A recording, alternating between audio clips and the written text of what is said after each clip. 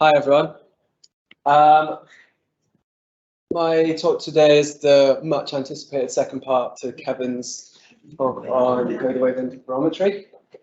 This is work from my PhD. It's a couple of years old now, really, and I'm going to talk about a machine learning model I developed for detecting P and S wave earthquake phase arrivals at Nabro for this deployment that Kevin talked about yesterday, and some ways where we can go from, catalogues of seismicity of detected events to relating those to kind of physical properties of the volcano, things like that. So yeah, we had a brief introduction to this yesterday, but yeah, Nabro lies in the Afar Triangle at the triple junction between the Red Sea Rift, the Gulf of Aden, and the main Ethiopian Rift. And the interesting thing about Nabro is those red triangles in the left-hand plot are historically active volcanoes from the Smithsonian catalogue, and they all generally line up along kind of the axes of rifting, whereas Nabro is part of the Nabro volcanic range, which lies oblique to the direction of the Red Sea Rift, at least, and sits in the Danakil microplate, which is a small slab of continental crust. And so kind of the reason for such extensive volcanism in this part of Afar is not well known. Nabro erupted pretty much without warning. There were some felt earthquakes. And a NERC emergency array meant that 8 stations were deployed around it about 10 weeks after the onset of eruption. And they recorded continuously for 14 months with a couple of stations dropping in and out. And that's the data I'm talking about here. So to detect earthquakes from this data set, I use transfer learning using a model trained on millions of earthquakes, well, millions of waveforms from hundreds of thousands of earthquakes from California over 2 decades or so. And the idea is that you can kind of borrow some of the knowledge that this model knows about earthquakes to give a new model a head start for a different task.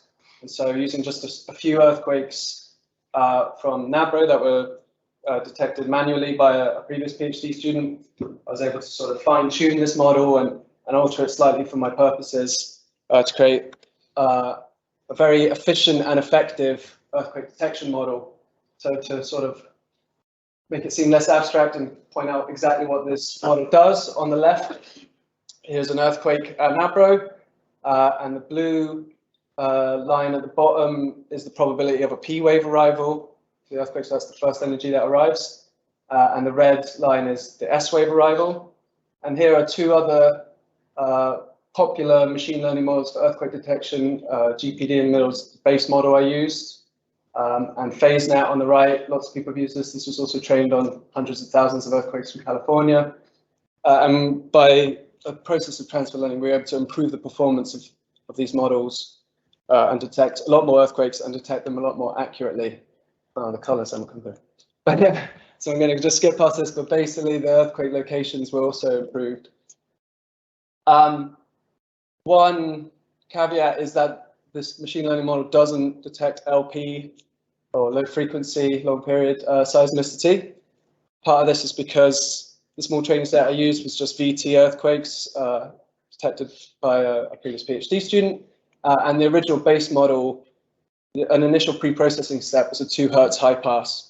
So throughout any of the model training, it hasn't seen anything below 2 Hertz. But amazingly, you feed in the raw waveform into the model, and it's managed to pick out these 2 earthquakes in the coda of this much stronger LP. Seen picked out an S wave on the first one. And so, yeah, this sort of highlights the strength of these models, and that you can have fast occurring kind of earthquakes, and it'll pick them out. I mean, it hasn't picked out the LP, but this is simplified kind of our subsequent analysis, because now we don't have to think about how kind of LP seismicity fits in with assumptions about physical properties of earthquakes with moment magnitudes and stuff like that. So we're just looking at VT kind of seismicity. And the model over the 14 months detects 34,000-ish earthquakes. Each of those black dots is an earthquake. And there's a histogram of the daily event rate. And as Kevin pointed out, there's a big spike in July 2012 that relates to seismicity in the northeast. There's a bit of a hump in the middle, if I'm kind of leading you, and that relates to like seismicity in the sort of deeper part of this main bulk of seismicity beneath Nabro. And immediately from this black dots is where you can see several different groupings that are distinct from each other. So one way that you might want to then analyze these individually is to use a clustering algorithm. So here I've used a density-based one called HDB scan, which just looks for areas of spatially dense earthquakes, but it could be any property.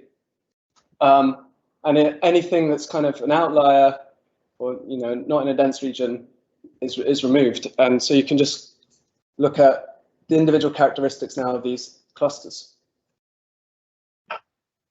One of the things you can use to go from earthquake locations and magnitudes to some understanding of physical processes happening is to look at the so-called B-value or B-values if you're looking at more than one, either through time or in space. And this effectively tells you the ratio of small to large earthquakes you have in your earthquake catalogue. And the idea is that above some completeness magnitude where you're detecting all the earthquakes that happen, in this case above magnitude 1.8, if you fit a line to that,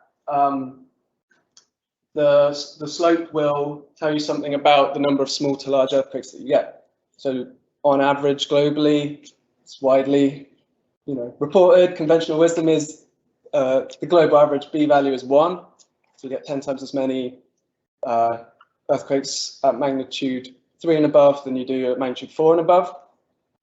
And so anything that kind of elevates it above 1 is something that will inhibit larger earthquakes or promote smaller ones.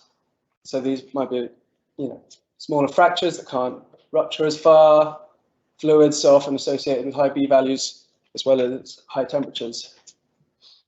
B-values often get a bad rep, and part of that is because there's an assumption that all magnitude scales are the same, all earthquake magnitudes and scales are the same, but actually what's becoming more and more apparent with these high resolution machine learning catalogues and template matching catalogues is that at lower magnitudes, in particular local magnitudes, which is what most observatories and institutes often use because it's very simple to calculate,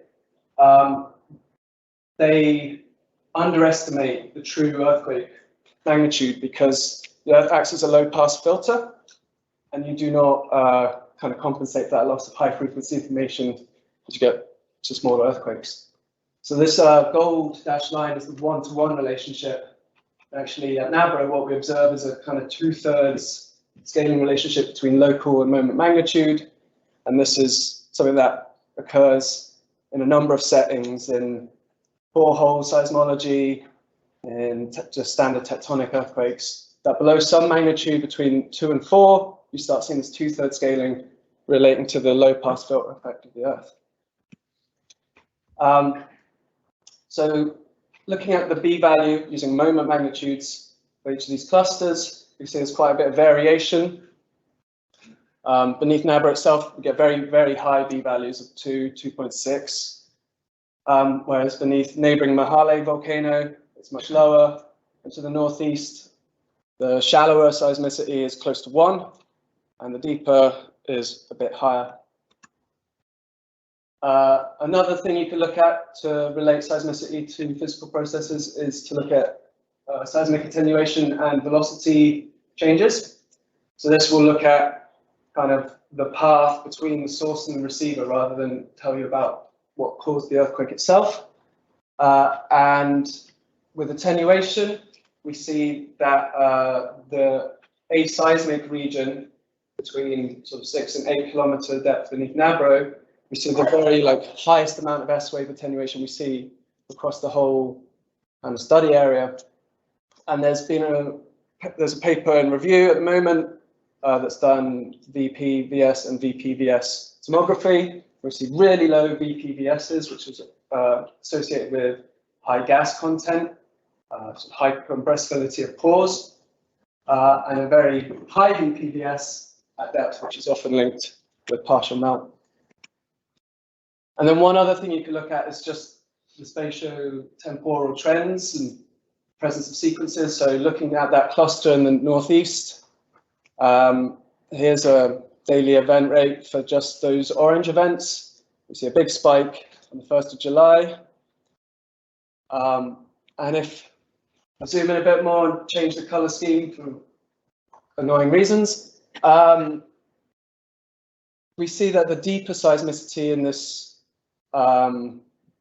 area kind of occurs throughout the deployment in little kind of pulses and drips and drabs, whereas the shallower seismicity in red mostly occurs with this magnitude 4.4 and occurs in the just a couple of days following with a big jump in magnitude down, and that's characteristic of a main shock aftershock sequence. You get this big jump down, you get exponentially decaying event rate with very little before and after. So with these things in mind, what can we tell about Nabro after the eruption?